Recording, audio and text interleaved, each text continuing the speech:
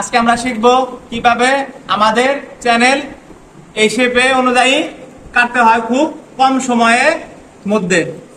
তো আমরা অনেকেই কি করি, শেপটা কাটতে গেলে অনেকেরই অনেকভাবে প্রবলেম বা অনেক সময় লাগে। প্রথমে আমরা ফ্রন্ট পার্ট আর ব্যাক পার্টের মধ্যে ডিফারেন্স করার জন্য আমরা আপনাদের বোঝার সুবিধার্থে আমি এই ফ্রন্ট পার্টটিতে একটু দাগ দিয়ে নিতেছি।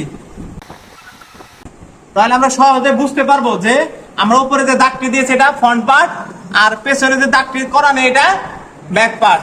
কিন্তু বাস্তব ক্ষেত্রে এই দাগটা কিন্তু দেওয়া যাবে না, শুধু আপনাদের বোঝার সুবিধার্থে যাতে খুব সহজে বুঝতে পারেন তাই আমি দাগটি দিয়ে নিচ্ছি।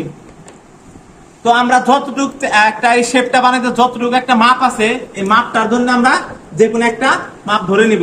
আমাদের চ্যানেলটা এতটুকু করে কেটে নিব। তো এটার আমাদের ইচ্ছা মতো যে কোনো একটা অ্যাঙ্গেলে এই দাগটা মিলে শুধু আমরা একটা অ্যাঙ্গেল তৈরি করবো। এটা আমাদের ইচ্ছা মতো, এটা যে কোনো অ্যাঙ্গেল হতে পারে, এই অ্যাঙ্গেলে হতে পারে বা এই অ্যাঙ্গেলে হতে পারে। তো এটা আমরা কেটে নিব। দেখুন আমরা একটা চ্যানেল কেটে ফেলেছি। তো এই চ্যানেলটাকে আমরা একটা মার্ক করে নিব। পেছনের সাইডে আমরা মার্ক করে এটাকে আমরা 1 নাম্বার বা এ মনে রাখবো। এটা আমরা সবার আগে কেটেছি আর এটার সাহায্যে আমরা বাদবাকিগুলা কাটবো। এই কারণে এই জন্য আমরা কি করব, এটা যে শেপে আছে এই শেপ অনুযায়ী এটা সমান রেখে, দেখুন এটা সমান রেখে আমরা এটা দাগ দিয়ে এটা কেটে নেব। এটা সমান একইভাবে সমান রেখে, তার মানে কি দেখুন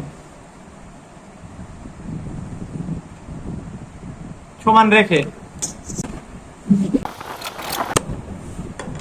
তো যেহেতু এটা আমাদের প্রথম আর এটা দ্বিতীয়, এটা মার্ক করার প্রয়োজন নেই, আমাদের সমস্ত কাজেই প্রথমটার মধ্যেই।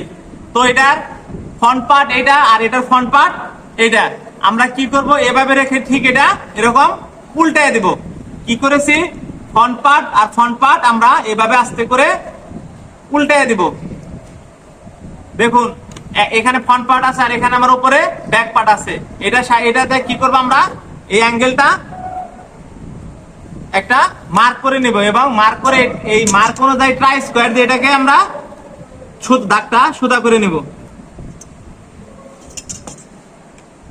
সোজা করে নিয়ে এটা আমরা কেটে ফেলবো।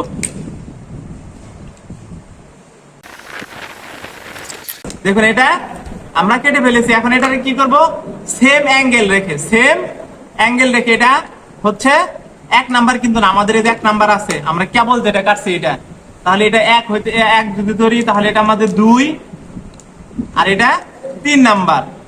এই 3 নাম্বারটাকে ব্যবহার করে আমরা 4 নাম্বারটা কাটার জন্য এটাকে আমরা কি করব, সেম অ্যাঙ্গেল, দেখুন সেম অ্যাঙ্গেলে রেখে মাপ অনুযায়ী দিকে কেটে দেব।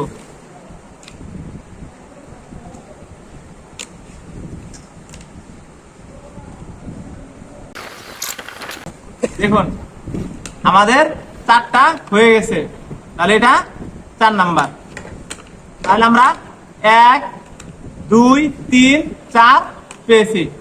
এটাকে আমরা যদি এরকম ক্রম অনুসারে সাজাই তাহলে এটা আমাদের সুন্দর একটা শেপ। একের সাথে দেখেন, একের সাথে 4 যাবে আর 2 এর সাথে